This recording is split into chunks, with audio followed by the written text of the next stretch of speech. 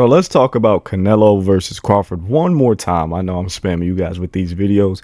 I got a really well thought out comment, and I kind of want to give my thoughts on it. I kind of want to reply to it.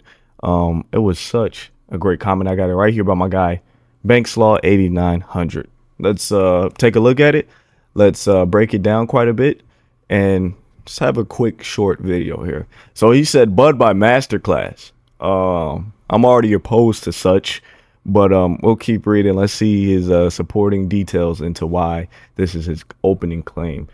It does make perfect sense. I believe this fight doesn't make sense. It does make perfect sense. First mistake you made in your calculation is just going by weight. For example, it's been plenty of fighters that move up in weight who beat bigger guys, right?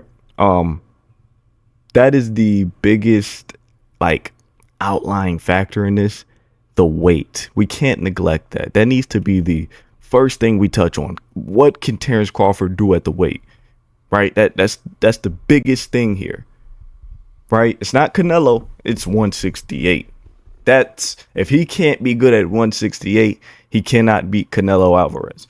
Now, you guys can correct me if I'm wrong. I don't think there's ever been a fighter that's jumped basically 3 weight classes and beat the best guy, and that guy happened to be on the pound for pound.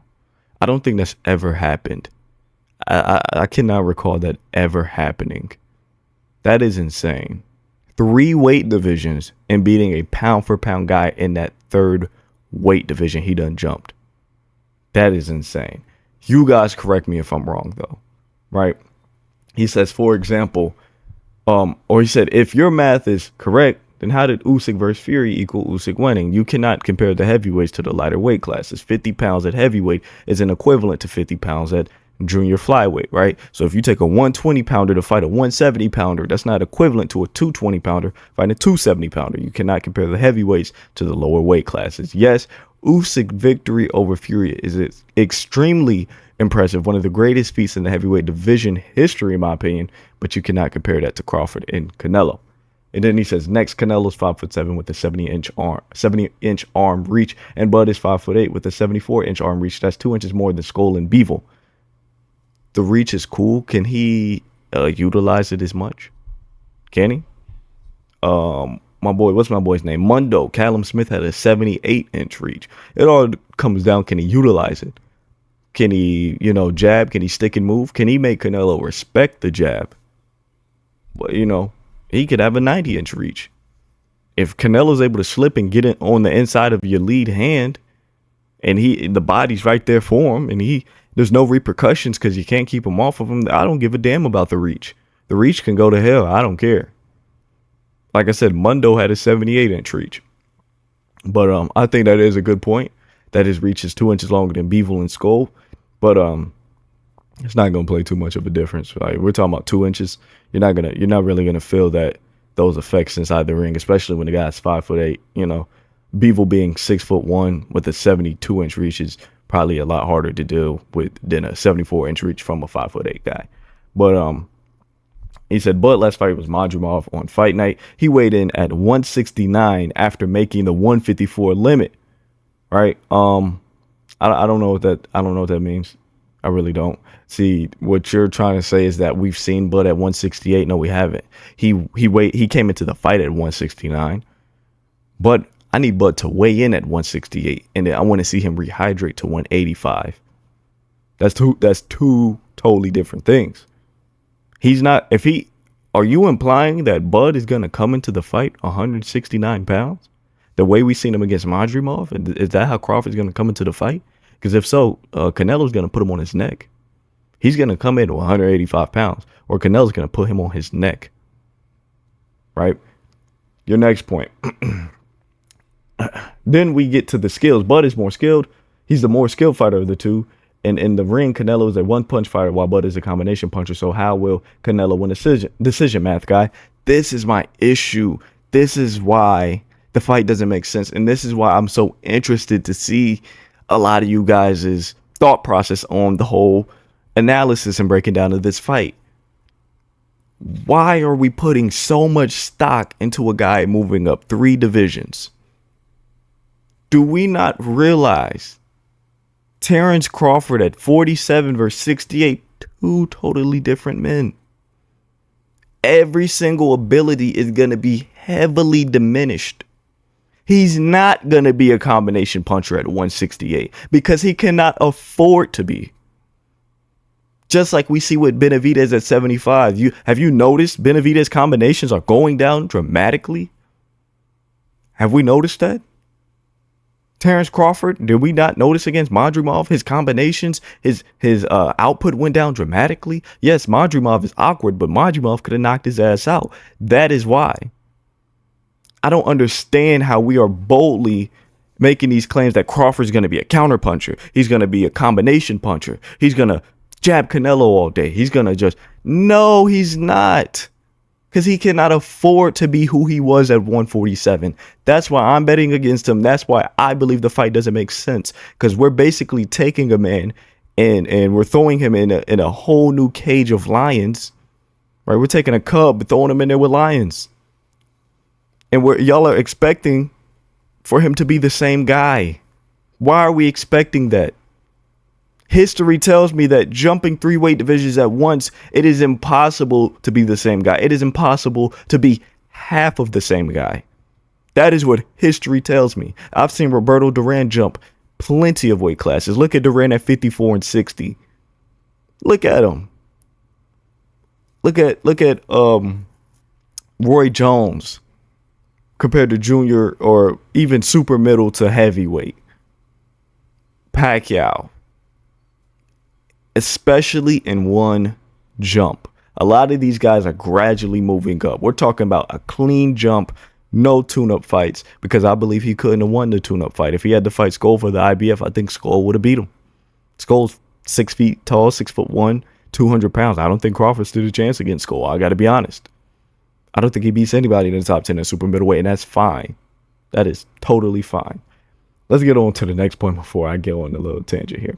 Then y'all bring up Madrimov, but Canelo fights nothing like Madrimov with all the movement, but it's the opposite. Madrimov also will start his offense with his backhand, while Canelo is not that type of fighter, which is why he can't cut off the ring. I agree. Canelo does not initiate a lot of his combinations with the backhand. It's always going to start with the lead hand, the jab.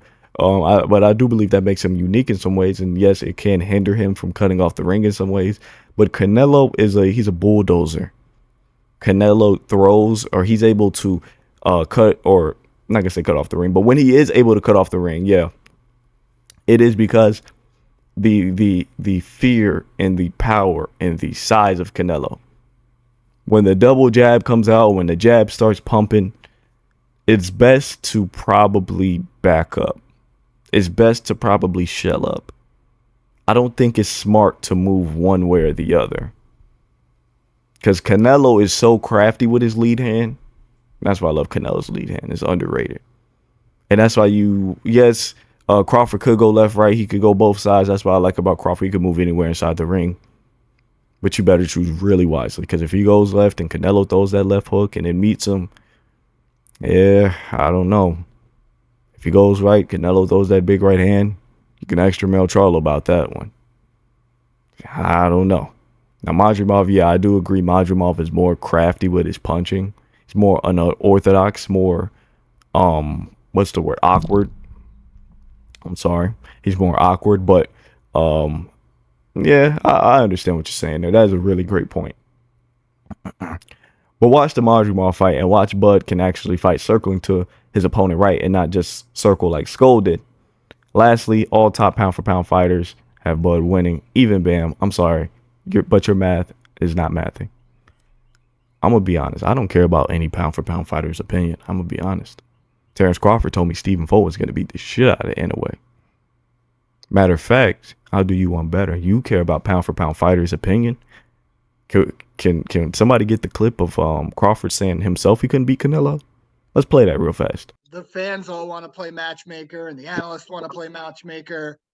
Everybody seems to be interested in seeing you and Canelo at some point. Obviously, there's a little weight difference. Is that something that interests you, though, down the line? No, not at all. Like I said before, I've got that question many times before, and I stated then, and I'm gonna state it now. Like, Canelo is 2 weight class, 3 weight classes, 4 weight classes above me because you don't know what way he fighting at when he fighting at it. He fighting at 78, so you know what I mean, you never know what weight Canelo fighting at, but at the same time, Canelo really don't interest me because of the size factor. Right? So I don't care about pound for pound fighters' opinion. I don't care about Legends' opinion. I don't.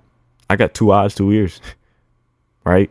There's nothing they can see that I can't. I would take their opinion and maybe hold it to a higher standard. But I'm not submitting to their opinion because there's plenty of Legends telling you Canelo will win.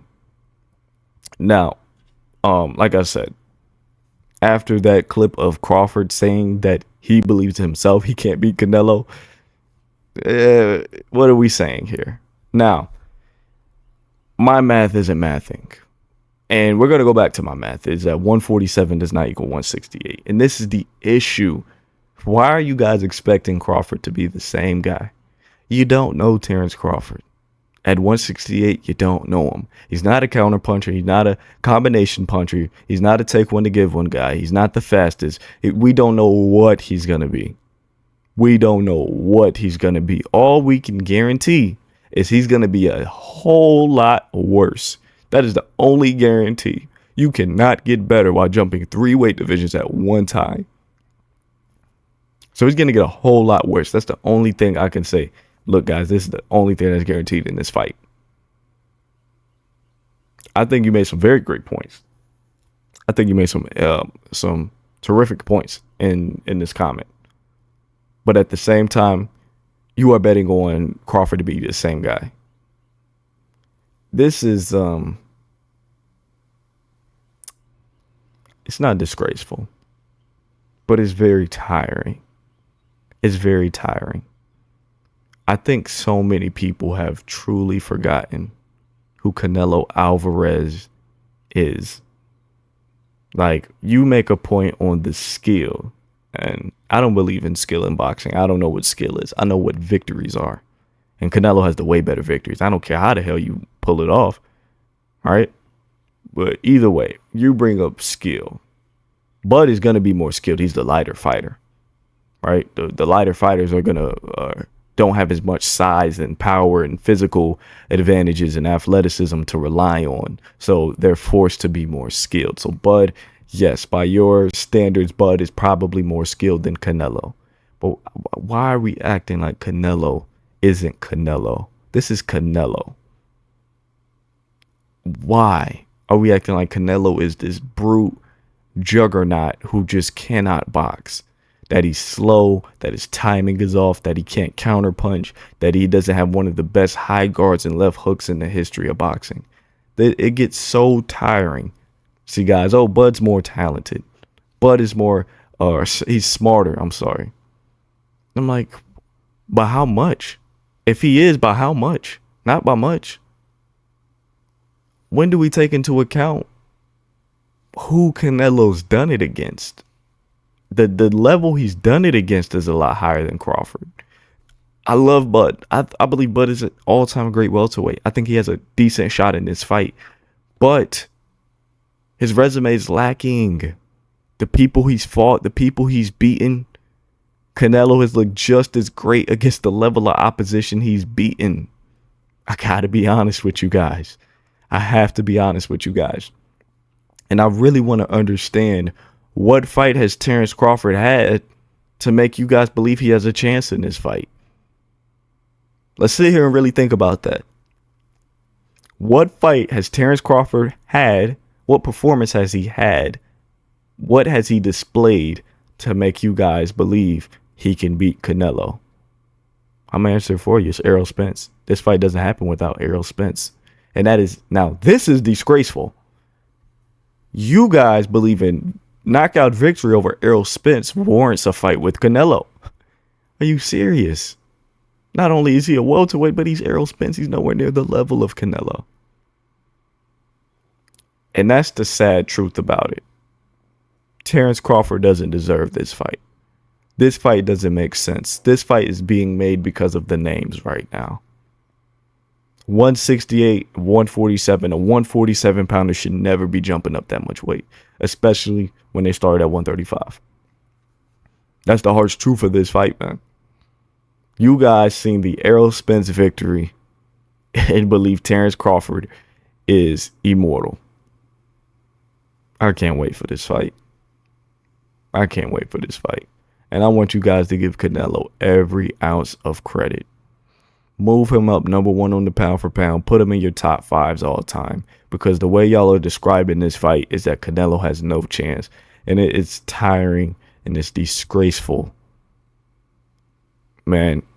And typically we just end with a black screen. We're going to end with Terrence Crawford on repeat saying he doesn't want to fight Canelo because he feels like the weight is too much. I hope you guys enjoyed this video. Whoa, this 15 minutes was a long video. I'll see you guys in the next one. The fans all want to play matchmaker and the analysts want to play matchmaker. Everybody seems to be interested in seeing you and Canelo at some point. Obviously, there's a little weight difference. Is that something that interests you, though, down the line? No, not at all. You know, like I said before, I've got that question many times before, and I stated then, and I'm gonna state it now. Like Canelo is 2 weight class, 3 weight classes, 4 weight classes above me because you don't know what weight he fighting at when he fighting at it. he fighting 38, so you know, I mean, you never know what weight Canelo fighting at, but at the same time, you know, Canelo really don't interest me because of the size factor.